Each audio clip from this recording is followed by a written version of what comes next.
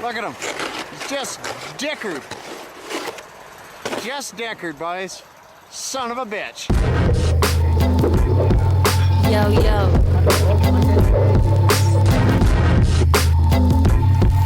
Class A, and macro. Not connected, not elected to participate. Bouncing down the stems will make your head hurt. Enjoy the takes. Says her whose head burns from hearing horror stories. Get burnt from gasoline. I won't be at the trial, I'm sorry. Hey everybody, welcome back to Take Wide. This is episode 282. Happy Monday. How are you guys doing? How was your weekend? How was your life? How's everything going? Things are going okay on my end. Things are great. Always could be better, always could be worse. If this is your first time to the show, thanks for tuning in. Let me bang out the sponsors super quick. I don't know how to stress it enough, but these people are rad people for coming on board to the show. So just all I need is like 5 minutes. I'll bang these out. If you like what they're selling, go buy them. Support them. Support small business. It's like supporting a small band. You know, these people aren't massive celebrities. This isn't a massive show, you know? So just like them. Follow them on Instagram. Anything. Buy their shit if you guys want. So let me bang them out. If you guys like pet treats, if you love your dog, you'll get some Brewed Biscuits. Brewed Biscuits are an all-natural spent grain pet treat. Now, a spent grain means that what this company has done is they use the oats and barley that have been steeped in hot water to create wort for brewers. They use those grains for these pet treats. There's no alcohol, no hops, no sugar, no salt, no additives, no preservatives, 100% natural. They have the 3 types. You can go to twospentgrains.ca, that's TWO, and see what they have. It's not expensive, and my dog loves them. I'm sure your dog will love them. You can ship to you, so go find them. Find them on Instagram, Brewed Biscuits. Find them at twospentgrains.ca. If you're a fan of hot sauce, you need to try some Heartbeat hot sauce. Heartbeat hot sauce is the best hot sauce I've ever had. The red habanero, I think, is I know it's my favorite. They have the jalapeno. They have there's a new pineapple one. They have the blueberry habanero. Episode 221, I think, is with Al. I'm pretty sure 221. But yeah, go to heartbeathotsauce.com and find where you can get them. You can get them across Canada. You don't even need to order them online. They're in Cambridge. So if they're in Cambridge, they're going to be in your fucking town. So, yeah, find them. Go try some hot sauce. The red habanero, the best shit. Next up, I have Kevin Rigo. He's a car salesman. He's from Kitchener. He's from Cambridge, but he works in Kitchener. 3121 King Street East in Kitchener at Hefner Toyota. If you or someone you know wants to talk to someone who's cool and fun and honest and probably everything you want in a car salesman, go find Rigo. He's got the Facebook page. Just Kevin Rigo of Hefner Toyota Kitchener, I believe. But yeah, some of you people might be looking to buy a car. There's used cars, there's new cars. Mention the show and you'll get special pricing on new vehicles. So go find Rigo. Love that guy. He's the best. You'll love him too. A couple more here. Ironcladgraphics.com. If you are looking for someone to silk screen and make some merch for you, go to ironcladgraphics.com and see what they can offer you. I've been using them for a long time, and they're good people. They do good work. Hit them up. And lastly, I got wellingtonbrewery.ca. They're the beers that I drink. Again, I had a Hell's Lager for this episode. They're Canada's oldest independently owned microbrewery, and they make delicious beers, so shout-outs to those guys. Find all these people on Instagram and social media and follow them. So that's the sponsors. So for this episode, to start your week off, I'm speaking to NJ from Hammerhands. They're a sludge rock, noise rock, heavy band. So it's always hard describing bands. From Toronto, Mississauga area. And they just released a new record, Model Citizen. Just making sure I'm not half-head and saying that incorrectly. They're just great dudes. The music they make is fantastic, and they really care about putting out good music and record rules. And we're going to talk about that and all the shit that the podcast always talks about. So wherever you're at, hopefully you enjoy this episode. And here it is. 282. Welcome to my Mickey Mouse podcast. I love it. Glad to be here. How you doing, man? How was your day? Went to work, Uh-huh. hanging out with the kids. Kids? Yeah, multiple kids. I multiplied. Look at that. What do you got, 2? Got 2, man. 2? Yeah. How old are they? 7 and 4.5 months. Fuck yeah. How old is your little guy now? 4. He's Oh. 4. Yeah, he starts school in like a month. Crazy. It is crazy, man. fucking you know what? I feel like the term dad is like cool now, like dad bod, like dad rock. Do you feel that, or is that just me because I'm a dad now? I mean, it definitely works for guys like you and me, right? It serves our purposes. But I think that maybe there's a certain level of maybe maturity that comes along with it, along with that artistic vibe too, where it's like life's just like beating the shit out of you, and you're in this place, this new creative place where you don't have time for bullshit, and you're just in it to lay down the meat and potatoes. You know what I'm saying? Yeah, I feel like the purpose of making music now is way more fine tuned because it is. Well, I think it's just a time thing for me at least, and probably for you. It's like I can't waste time. Yeah, no, absolutely. Like that sense of priority adds a sense of urgency. So it helps to whittle down a lot of some of those processes that weren't as efficient, and you end up drawing on a lot more of that experience that you've had before in terms of like trying to hone your craft, right? Like you've been down that beaten path. So you know what works, and even when you are trying to experiment, and I don't know, maybe for me, maybe for the guys in the band, even though we're trying to experiment and try to broaden our, I guess, like our approach, we're still a lot more practical and enigmatic about it. Because everyone in the band's like, I'm 30. How old am I? I'm 36. How old are you? And how old? Like, everyone's probably, I'm guessing, the same age. We're all around mid-30s, late 30s. Yeah, I'm 36 as well, and the dudes in the band are we've got 34 and 35 in there. Between the four of us. Yeah. Well, do you think? Like, I want to talk about the new record because it sounds awesome and it's like hot off the press, basically, right? A couple weeks ago. Yeah.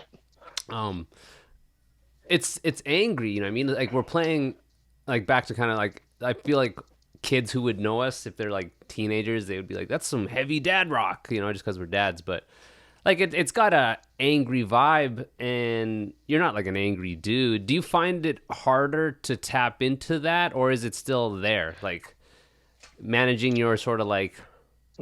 You're so busy. I feel like when you're younger without kids and you don't know much, you might have these distorted ideas and be angry for no reason. Maybe like there's different reasons to be angry, but I guess the question is like, was it easy to channel that creative side, or was it hard? Was it easy or hard now that, you have 2 kids and stuff like that? So in terms of, I think what I'm hearing there are 2 things, is channeling creativity and channeling expression. I'm going to touch on expression first. And in terms of that whole like angst-ridden means of exemplifying your ideals through your craft. That at this point doesn't feel as contrived as it used to be as from when I was younger. Before it's like, I have to be in this state of mind to be able to work artistically.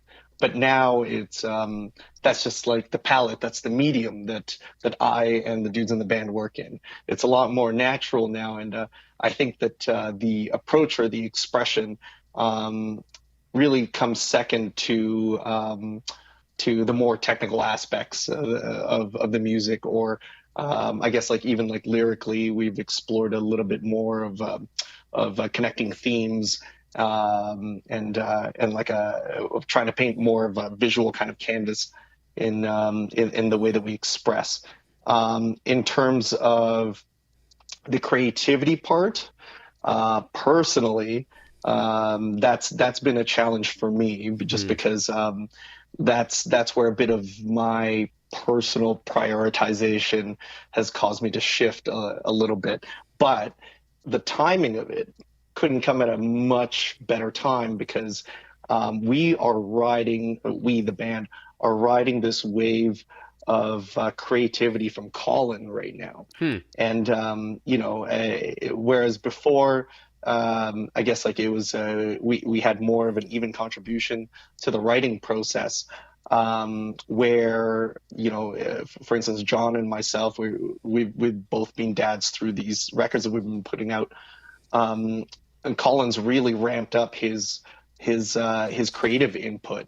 And for instance, this album right now, Model Citizen, is really his brainchild. And we were totally cool with that because he was being really prolific at this moment and being super creative. He's coming up with super awesome ideas, and he's like borderline like singer-songwriter right now. He doesn't need us; we're just backing musicians at this point.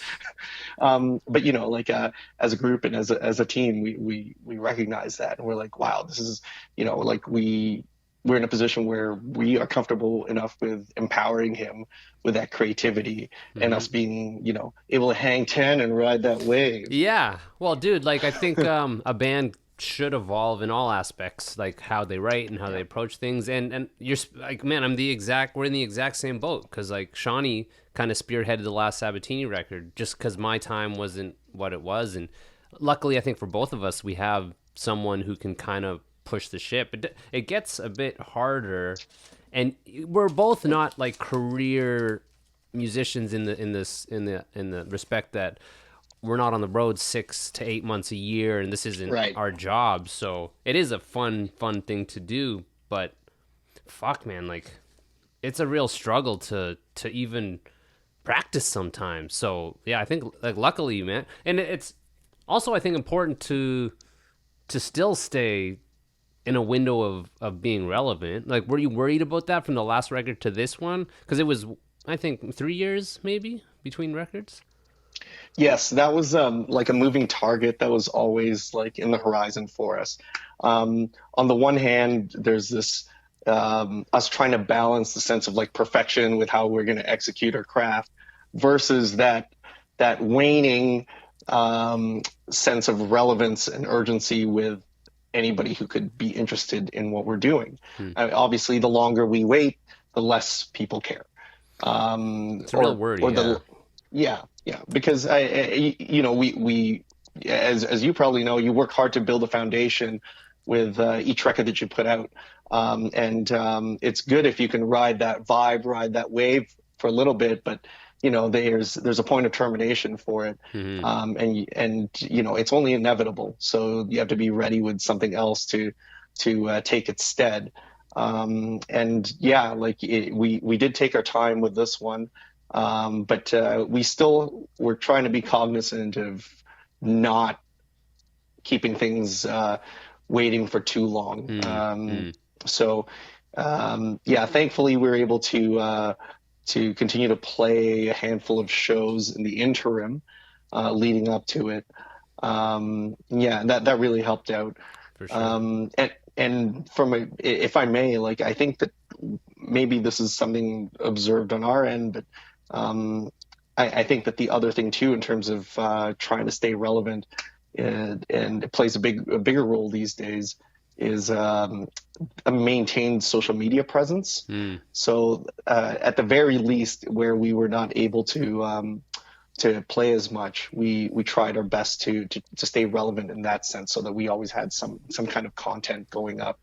Do you feel that was, sorry to cut you off, do you feel like that was like successful in like your goal was to stay any type of in some sort of word of mouth type thing? Do you feel like it was, did it work to keep, because you hear social media as such a black magic type of voodoo to like hashtag and utilize it.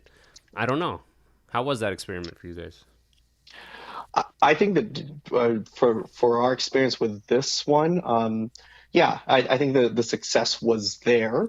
I mean, we still have, I hate using this word, but like a somewhat of a fan base that we were able to maintain. In previous bands that I've been in, where there was a longer lull in between, and this was before the period of social media, before the uprising of your Instagrams and your Twitters. Like I had an old band that fell out of relevancy because of that. Which band? We felt it with Dance Electric, so that was an old band that I was in. pop punk kind of band before I started Hammerhands with the other dudes. And yeah, like there was MySpace at that point. But yeah, even still, like we weren't churning up enough stuff there to keep people interested. And by the time we had followed up with our sophomore record, it really felt like a rebuild. Whereas now, I think what's evident with Hammerhands and the Model Citizen release is that we're already seeing it. We're already able to hit the ground running. We were able to kick off a pretty good vibe with our CD release or our album release show. And right off the cuff, we were able to hit the road and play a handful of shows in Montreal via Broken Chord. Word. Yeah, and very recently we picked up a show playing in support for Ken Mode in September. I saw that, man. Which That's sick. Yeah. And I know that's you guys are on that same boat too. I guess for the Winnipeg show. Yeah. Yeah. So yeah. Like, we'll just swap bands and fuck with them. High five. Yeah. I know. Well, I know. You show up in Winnipeg and we'll show up in Toronto. Like, I got you guys. That's sick. Same thing. I did. Yeah. There's one brown guy in each band. I saw that, like the shows in Montreal, and I think, would you like I'm thinking about the next Grubert record. I'm like, okay, even the next Sabs one, it's like I want to do it all right, like videos and tours and blah blah blah blah. But I don't know how that will even happen because things are busy. So like for you guys, I'm sure you would want to do more. But being in Toronto, like you are kind of limited, you know, unless you're gonna hit, like I'm the same, like I'm gonna hit the States, or what else can we do? Like you can play Windsor, Hamilton, Toronto, London, maybe like 2 or 3 weekends. Do you guys plan to do lots of more shows, or is it just like this is all we can do and this is what we're gonna do? I think we're in a better spot than we were in let's say, with Largo Forte, our previous release. Like for one, like even though John and I have kids, 2 of our kids are older, and for me, even though my second is much younger, there's a far better comfort level now with that. Oh, that's okay. I can still hear you. I think we disconnected briefly. No, I can. You were still smooth, at least audio wise. That's the joys of doing this. I wish I could travel. Like I could travel. If this became like a full-time job, I would just drive to your place and then we could like do this face to face. Well, actually face to face. Yeah, over some burgers. I just made some burgers. Ooh, You'd love sick. it. But yeah, you're saying you guys are in like a better place. The kids are a little older, so you the opportunity to do more is there. Yes, and I think that at least our plan and our discussions have been to try to seize that opportunity. In terms of where it'll take us, I think there are certain limitations that we have to work with. You know, just like you guys, we're not career musicians, so a lot of it has to time in with our family availabilities and work. Primarily work. But you know, like we'd really like to play a lot further outside of the Golden Horseshoe. I mean, like we made great friends with the guys from Botfly out east in Halifax, and it'd be great if we could head out that way and play with them. We've talked loosely about things like that, and I don't know, even working with you dudes. And I don't know, and possibly even going out west a little bit. A lot of it, though, yeah, again, depends on the timing with the logistics. But we are looking to be playing a lot more in support of this album. What do you think is a window, a time frame where you could still tour this record? Like, what is it now? End of summer. So, like, next summer, let's just say, would you guys go out west and call it like a support tour for this record, or would it just be a tour? Because at some point it does become old news, right? Right. I don't know. I think that in terms of that relevance or like that for tour support of an album, I think a year is a fair period of time to call it that. And I think that especially in Canada with the seasons that we have to deal with, we have a little bit more of a leeway to be able to ride that. just because, like there's some seasons out there, particularly winter, where it's just like traveling with a van is just not the best option. Well, especially as a dad, right? Like I think we both probably think so much differently now. It's like I used to sleep lying down in the back of the van, no problem. Now it's a Yeah, little bit trickier to do that because I think like if we crash and I die, then my kid doesn't have a dad. right, right. Because I was going to know. go play fucking Ingersoll or something. You know what I mean? Like, fuck, that would be the Yeah, worst. yeah. Like it's before, it's like I don't care. I don't care if I live or I Yeah, die. yeah. And now it's like I care. yeah. Totally. Well, I like talking to fellow people my age who are still making music because yeah, it's really like we kind of dictate how we're going to do it. It's not it really is like we could choose to stop doing it. We mostly all choose to continue doing it, but it's kind of at our own pace, but still with that's the thing like your record, even the last one, like I know what to expect from a Hammerhands record. Like it's going to be legit, it's going to sound good, it's going to be packaged well. And really that's kind of the bottom line. Like you could have managers and stuff and pushing it that way. Yeah, that'll get to more people. But it's nice when you can trust your peers that they're putting out good stuff. That's kind of all I really listen to now, man. Like is just for lack of time too. It's just like local band stuff. Do you I don't know. Do you guys? I'm sure it's just like not even a train of thought, but it's just when we have time to do it, we do it. Do you guys have like big plans past releasing records or what? How is the band defined now? Um, I think that I guess we try to work on that cycle where it's right and support. I mean, obviously, there's going to be factors that come into play in between, but that's generally how we want to address things: is to keep trying to craft more music and keep supporting it and getting it out there. Um, in terms of, I guess, it, a lot of it comes back to the whole prioritizing thing that we talked about.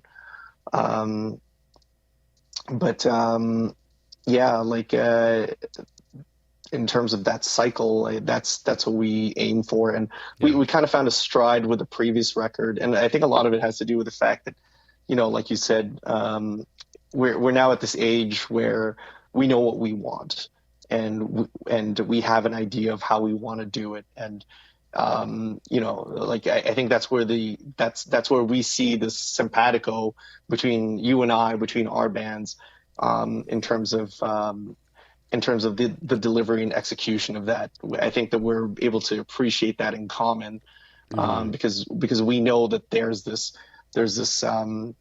I guess there's this direction that we now know that we want, which there's something pure and about that. It's unadulterated.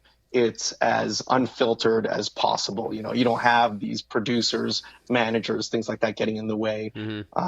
It's really refreshing to find other bands who are simpatico in the sense that they take care of writing their own music, arranging their own tours, taking care of their marketing, PR, so to speak. But yeah, like we're trying to rely and piggyback on that cycle and that structure because we've found success in it in the past. Yeah, I think it's a lot.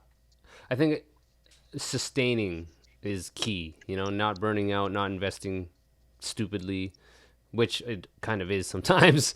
But Yeah, but being able to, because really, we have kids and jobs, and now it's just like we're gonna raise our kids, but the band thing has kind of peaked. But there's a peace in that. I think there's no crazy expectations. It's really truly fun. But at the same time, do you wish that you could push it harder? Because I love making music and I love playing it, and I would love to do it more. And it's always a question of like, I wonder how far I could push this if I was doing it more. Do you ever think like that? Like the hindrance of a stable life, which is crazy. It's great to have a stable life, but in a way it can hinder if your goal is to get a lot of people to hear your music. I don't know.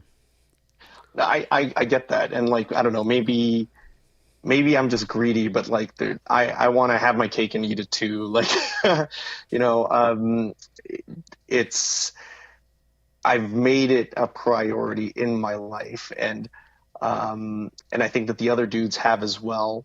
Um, and I personally am going to do what I can to try and juggle it so that I can make it work. Hmm. So I'll always try to push those limitations in terms of where we're able to take it. And I try not to look at things like my family or my job as hindrances to it. I mean, obviously, if I didn't have either of those, the time factor would just be way more open. But at least the way I see it is that, you know, let's say this might sound sappy, but like on the family side, I hope that it's that my kids see what I'm doing and that it inspires them Word. to chase after their passions and their desires and not be locked down to a Joe Schmo 9 to 5. And even with that Joe Schmo 9 to 5 aspect of it, that's actually something that I'm better able to augment into this whole thing. What it means for me is that it allows me to have a sustainable income that's able to support a comfortable lifestyle, but also allows me to go out and do these kinds of things. Man, I feel that with my kid. Like I want to show him just through example that yeah, you can have your cake and eat it. I can have a nice home and a normal life and also play some gigs. And I guess for people listening, I just think back, like, I hope I didn't come across sounding like my family is a complete hindrance. I wouldn't give that up for anything. But yeah, I totally want to show him that it's possible. And you know what I was thinking was that I think like 10 years in the future. So I just think of like, okay, I find a decent job and I'm doing it for like 10 plus years. I kind of, it might sound cocky, but I don't think I'll have like some sort of midlife crisis because I have something that I can express myself with. Like when you hear of people who, when we could, you think of people who go to school, get married, have a job and have a stable life. And it's great, it's totally full of love. But I wonder if at some point there's a dullness to life if you don't have something else. I don't know. I don't think I hope I don't have a midlife crisis. What do you think? Are you going to have one? Actually, you know what? That's a good point because I'm not sure if I may have one either. Like I'm finding a pretty good outlet in what I'm doing right now with the band, and yeah, you're right. Like I see some friends out there who and I don't mean to disparage them by saying this, but it's like I see that. I see them wanting more, in a more in the sense of not to take away from the values or the joys that a family or a career could bring, but in terms of just having something just for you. Yeah. Yeah. And maybe even a step beyond that. And I at least for me. What I particularly like with being in a band is this the sense that you're able to achieve something greater than the sum of your parts.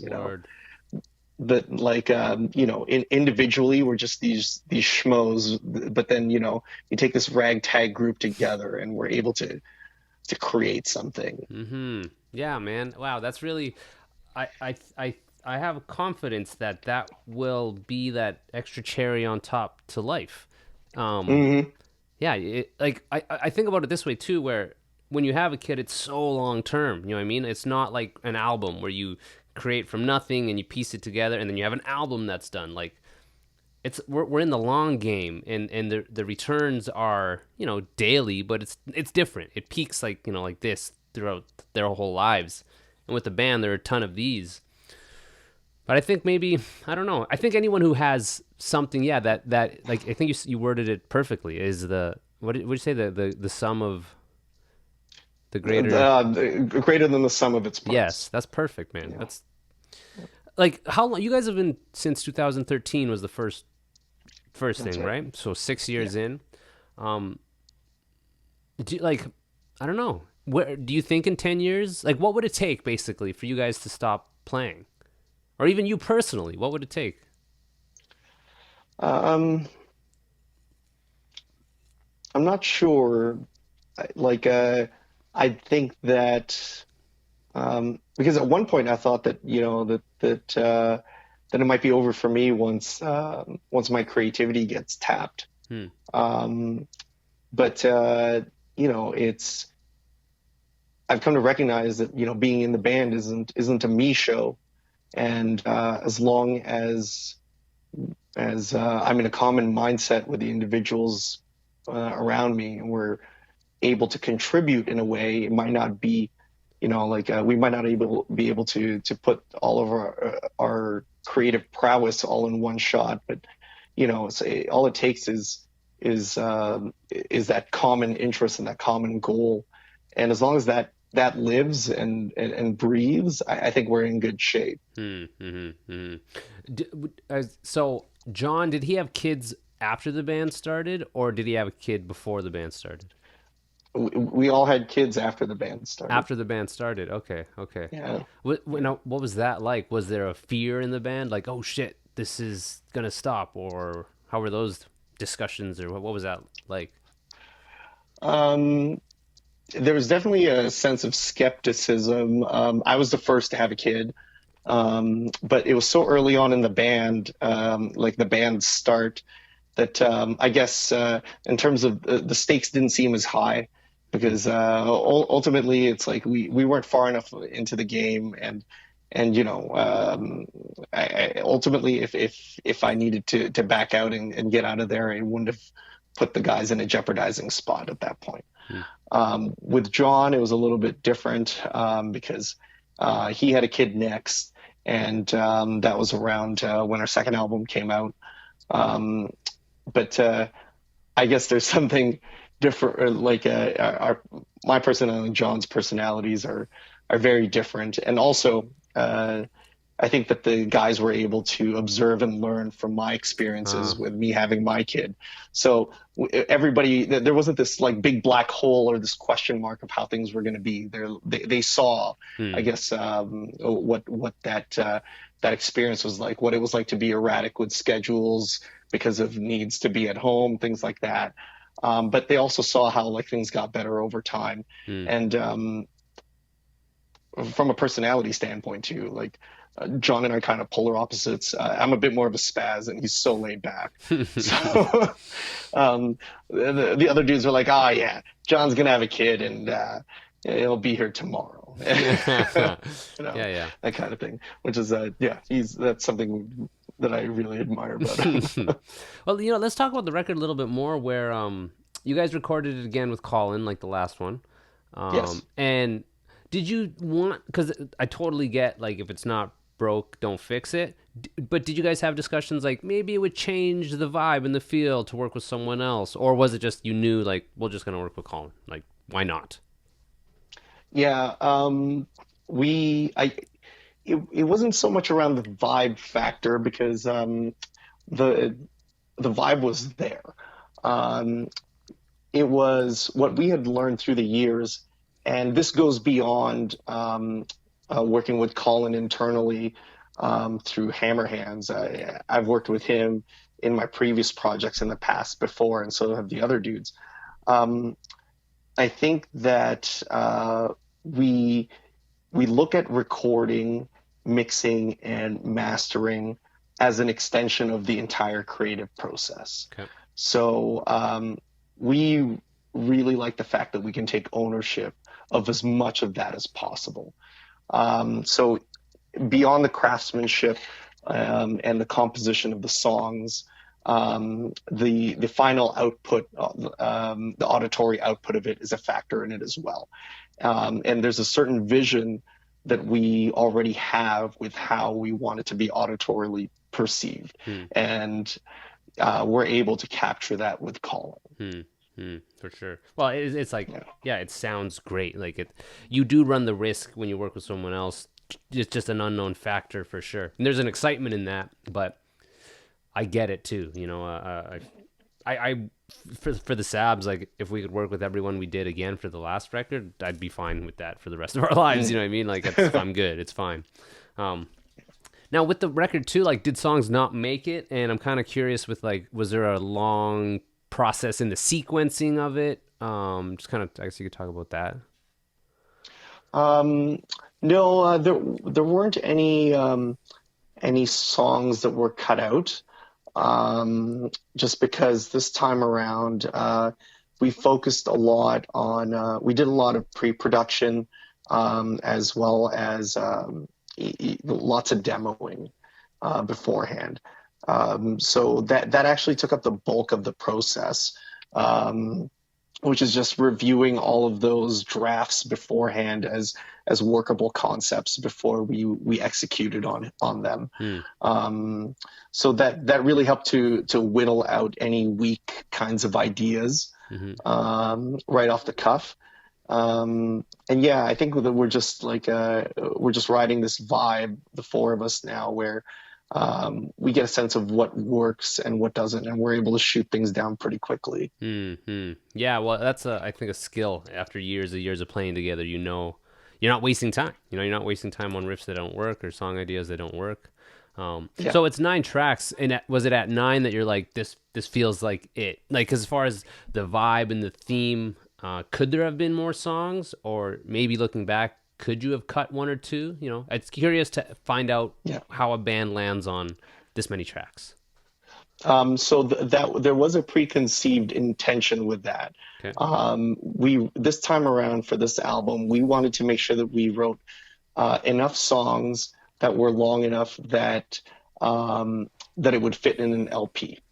So our challenge before with the previous 2 records have been that the songs were always just a tad bit too long to fit in an LP, particularly Glaciers, but that's a whole different story because we have a song that's a song that's a half hour long.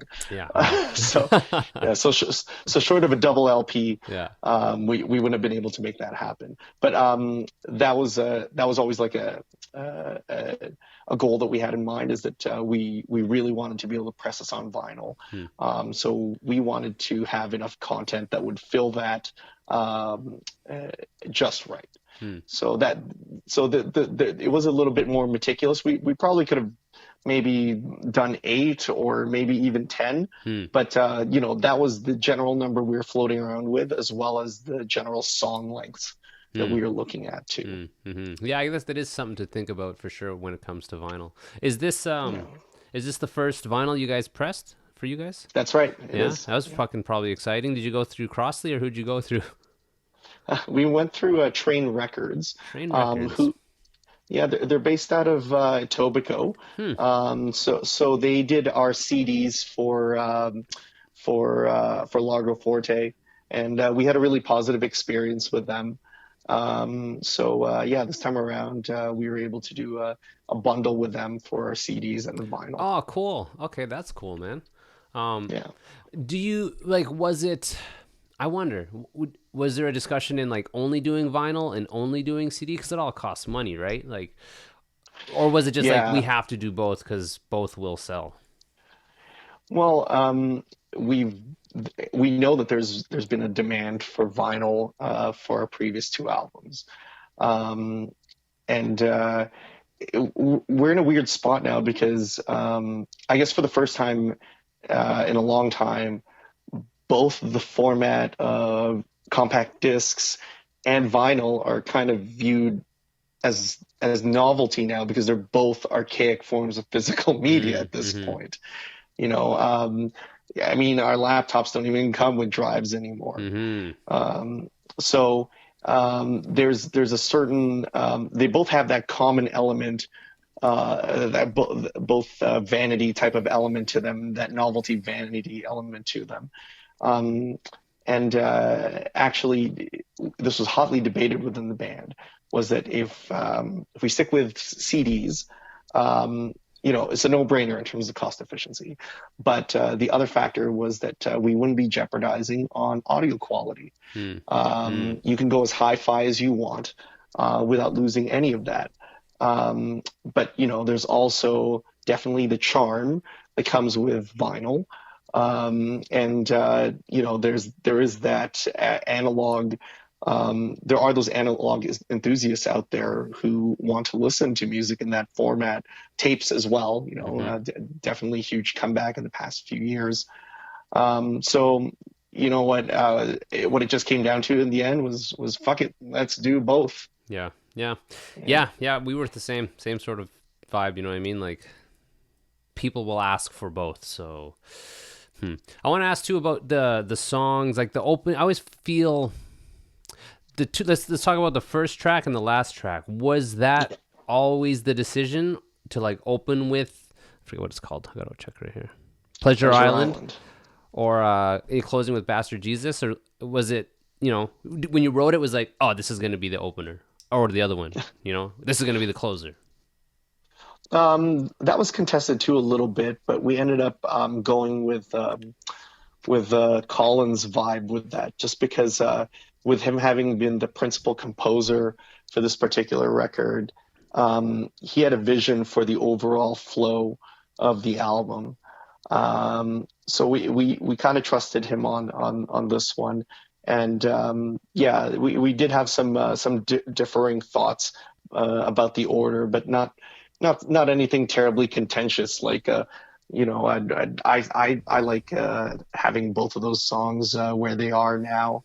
But yeah, it was definitely interesting because I guess before Colin had raised this kind of roadmap that he had in his head as to how the songs were going to pan out. We did have our individual thoughts as to what the song order was going to be. But yeah, we ended up sticking to Colin's guns, and we went with that narrative.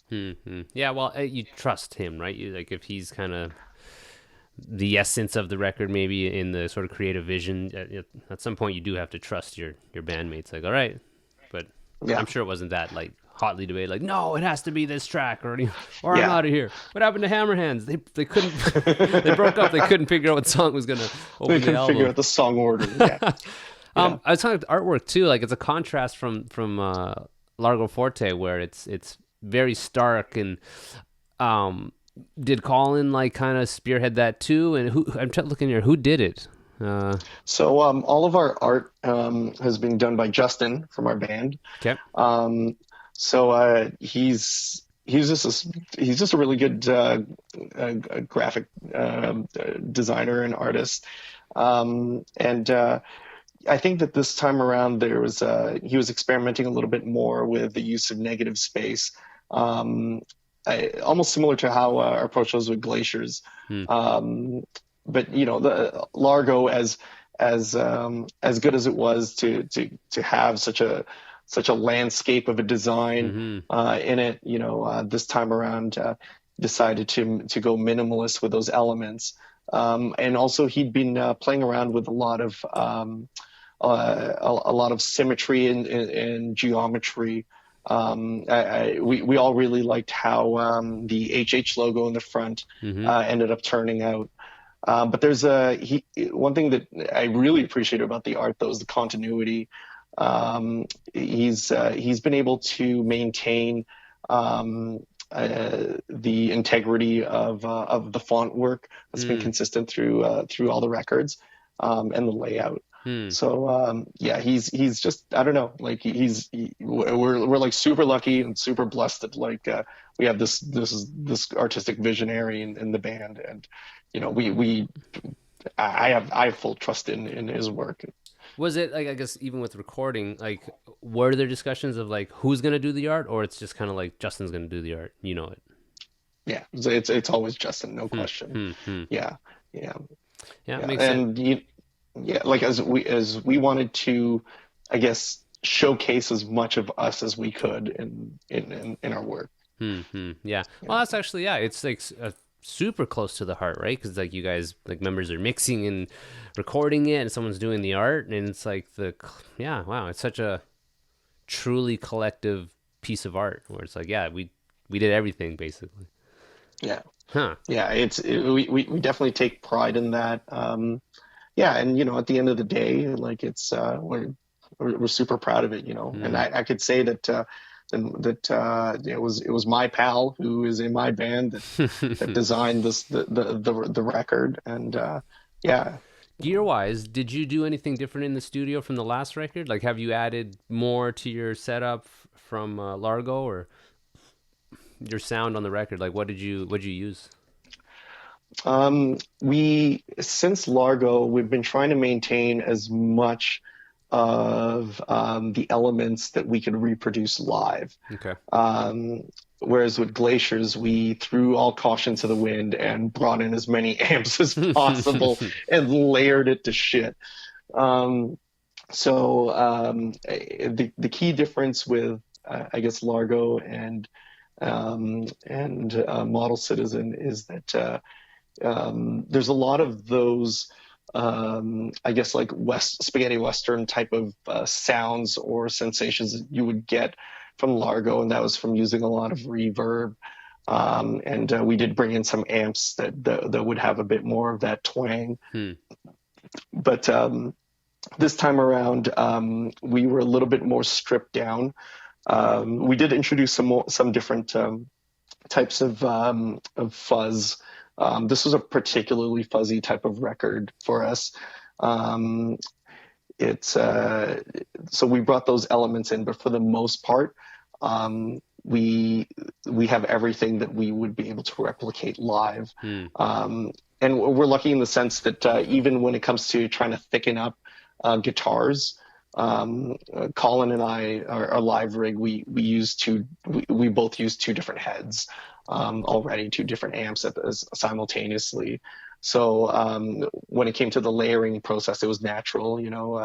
We would play through each of our amps, the ones that we had into the mix. So so overall, it was really just taking the Western type of element out that we had from Largo. Okay, cool. And that was really it. In the Largo layout, the drums, if I remember correctly, there's a photo, where is that photo taken? It's like all your gear somewhere. Looks like it's in fucking Arizona. You think it's in Death Valley, but that was some Photoshop magic courtesy of Justin. It looks great, man. Oh, thank you. It actually happened in the parking lot of our jam space. Awesome. That's fucking Oh no, sick. I've let out the cats out of the bag. Yeah, there's all these purists that are like, what? They didn't record this in the desert? Yeah, I know. Recorded. You didn't get your gear airlifted to Death Valley for that picture. Posers. Yeah. Lost all credit. So but when you guys are playing live, what is your current setup? Like, there are some gearheads who listen, so I honestly, you'll ring off some stuff and I'll be like, I don't fucking know what that is. But I know there's people who know. So like your guitar, your head, pedals, anything like that. Yeah. I'll run through mine. The two heads I have a Boogie Mark III, which I don't know, was rumored to have been owned by one of the guys from the Rio Statics. I don't know how credible that is. Whatever. That's definitely not how they had it sounding. So we'll just say it's true. Exclusive. Yeah. It was from the Rio Statics. Yeah. And then an Ampeg V4B, so the bass variant of the V4. I guess unlike its regular V4 cousin, it's able to tap into a lower frequency range with its mid control. Okay. And then I play that out of a Mesa 412 oversized cab, but I replaced all the speakers in it, mostly because I blew them all. Oh shit. Yeah, so now I'm playing out of Eminence Tonkers, which are clones of the high watt Fanes speakers. So a lot more low end, low mid handling, and lots of wattage that it can handle. So I never have to worry about blowing any of those. My guitar is a Hagstrom Viking, and it's a baritone variant of it. So Colin and I both play baritones. We don't tune that low. We tune to C standard, but it's that scale length is good enough to keep things pretty stable for us when we're noodling around in the higher registers.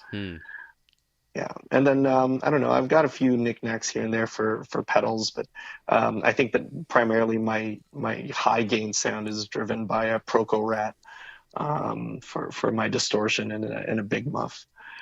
And Collins, he lays it on pretty thick himself. He's got a Sun Model T, which is pretty coveted out there by a few gearheads, and a Soldano. Oh my gosh, I'm blanking out on which one it is, but it's the single channel 100-watt version. So he's running that out of Mesa 212 and an Emperor 212. Okay. And he plays a Fender Jaguar baritone HH special. Wow. Wow, yeah. That's a lot of words that I have no idea what they are. I don't even ask. No, I always ask because I know people who are listening would be like, oh, that's fucking fantastic. And I'm just a half-head who's like, oh, what kind of fucking metal zone you got, bro? That's all I can reference. I wish I had a metal zone. I'd chain 3 of them together. So how do you feel like that the record's out? Like, are you surprised with how well it's been received, or would you have liked more? Like, I don't know. Like, it's always such a crapshoot, especially if you're not behind some big PR machine. How do you feel about it?